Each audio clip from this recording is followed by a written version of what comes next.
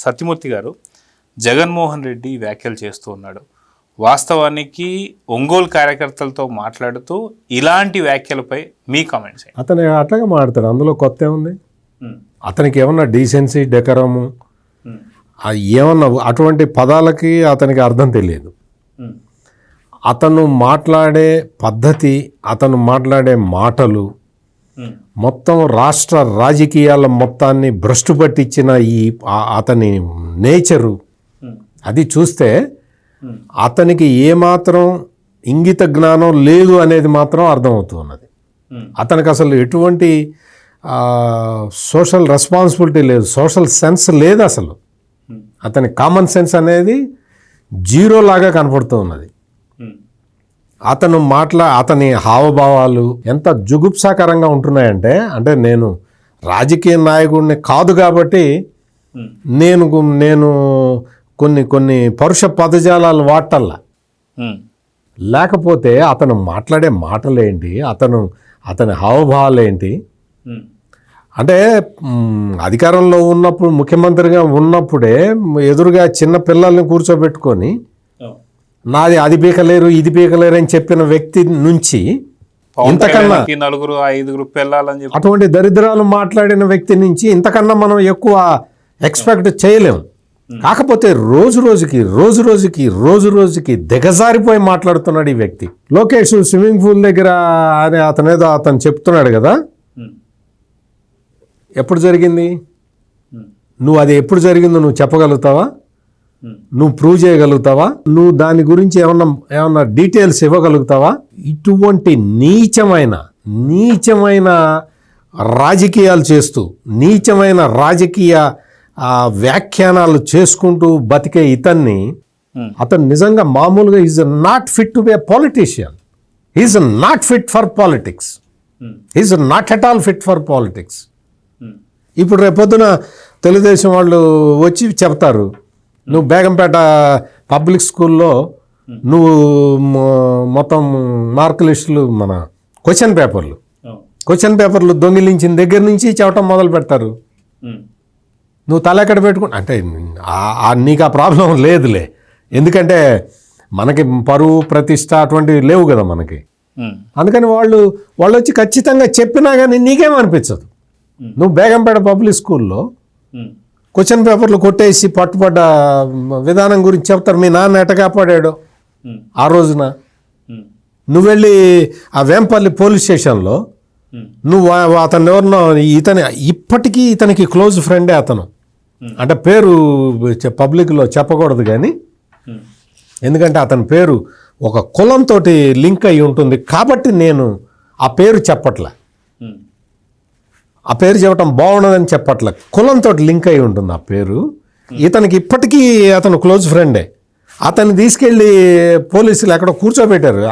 మన బ్యాచ్ అంతా రౌడీ బ్యాచే కదా, మనతో తిరిగే వాళ్ళందరూ, మనం తిరిగేదంతా అంత రౌడీలతోనే కదా, ఎదవలతోటి రౌడీలతోటి, బూతులు మాట్లాడే వాళ్ళతోటి, నీచమైన మనస్తత్వం ఉన్న వాళ్ళతోటి, మర్డర్లు చేసే వాళ్ళతోటి, వైట్ కాలర్ నేరాలు చేసే వాళ్ళతోటి, బ్యాంకు ఫ్రాడ్లతో వాళ్ళతో కదా మనం మాట్లాడేది. అందుకని ఇది ఇప్పటి నుంచి కాదు, వేంపల్లి పోలీస్ స్టేషన్ దగ్గర నుంచి అప్పుడు పోలీసులు తీసుకెళ్ళి ఇతను కూడా కూర్చోబెట్టారు. రాబేటా కూర్చో ఇక్కడ అని. అప్పుడు వాళ్ళ నాన్న ఎమ్మెల్యే బతిన్లాడుకొని తీసుకొచ్చుకున్నాడు పోలీస్ స్టేషన్ నుంచి. ఒక ఎస్ఐని కొట్టాడు ఇతను.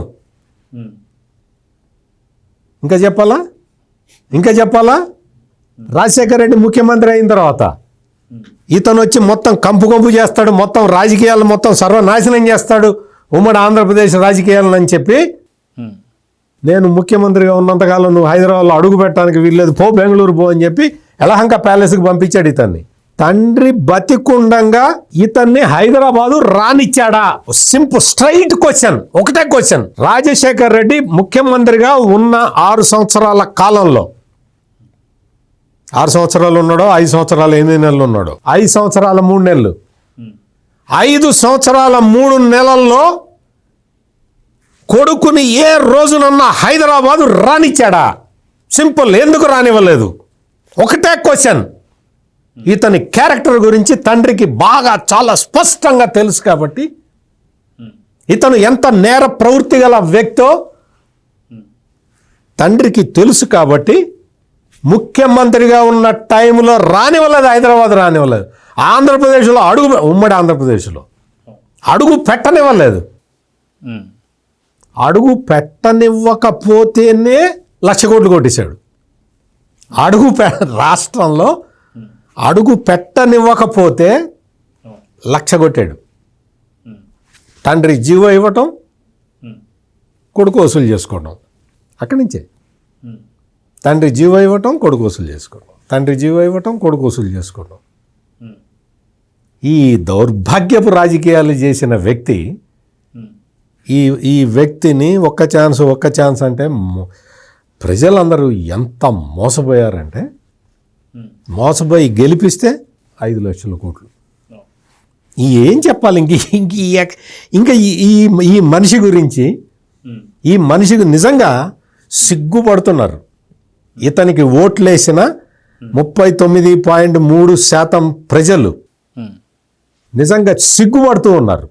కావాలంటే ఒక సర్వే చేయించుకుంటున్నాడు జగన్మోహన్ రెడ్డి. సర్వే చేయించుకుంటుంటే మొత్తం అది ఇప్పటికి 19% వచ్చింది. ఏం చేయాలో అర్థం కావట్లా, ఫ్రస్ట్రేషన్లో ఉన్నాడు. ఏం చేయాలి, పార్టీని ఎట్లా నిర్మాణం చేయాలి అర్థం కావట్లా. అర్థం కాక ఒంగోలు కార్యకర్తలతో మీటింగ్ పెట్టాడు డివిఎస్ గారు. మీటింగ్ పెట్టి ఏం చెప్పాలి, వాస్తవంగా మామూలుగా అయితే ఏం చెబుతారు, లేదు నేను వస్తానా, మీ దగ్గరికి వస్తాను, రెగ్యులర్గా మీతో అందరం కలిసి పనిచేద్దాం అని ఏదో చెప్పాలి. నాకు తెలుసు Ongole is a big question mark అన్నాడు. ఆ కామెంట్ అన్నాడో లేదో మీరు చూడండి. ఒంగోలు ఏంటి Jaganmohan Reddy, whole Andhra Pradesh is a question mark for you. ఒంగోలులో క్యాండిడేట్ లేడు. ఒంగోలులో క్యాండిడేట్ లేక లాస్ట్ టైం చెవిరెడ్డి భాస్కర్ రెడ్డిని తెచ్చిపెట్టాను, మీరు అందరూ ఓడిచ్చారు, తిరుగు టపాలో నా దగ్గరికి పంపించారు అని చెబుతూ, నేను జైలుకు పంపాను అని చెబుతూ Ongole is a big question mark I know అంటాడు. You don't know Andhra Pradesh, whole Andhra Pradesh is a question mark for you. Why not Pulivendula కూడా sir? Whole Andhra Pradesh, where is Pulivendula? It is in Andhra Pradesh only కదా. It is a big question mark for you. ఒక్క ఒంగోలే కాదు, వెనక చెవిరెడ్డి భాస్కర్ రెడ్డిని నిలబెట్టుకొని, చెవిరెడ్డి భాస్కర్ రెడ్డి ఏ జిల్లా, ఎక్కడ పుట్టాడు, నువ్వు ఎవరితో మీటింగ్ పెడుతున్నావు, నీ వెనక ఎవడుండాలి, నీ వెనక ఎవడుండాలి, నీ ఒంగోలు జిల్లాకి సంబంధించిన నీ బాబాయ్ వైవి సుబ్బారెడ్డి ఉండాలి. వైవి సుబ్బారెడ్డిని వెనక ఎందుకు పెట్టుకోవాలా? వైవి సుబ్బారెడ్డిని వెనక ఎందుకు పెట్టుకోలేదు? Question mark, everything is a big question mark. Jaganmohan Reddy, your political career is a big question mark. Your continuation in politics is a big question mark. Please subscribe to Leo News for more videos.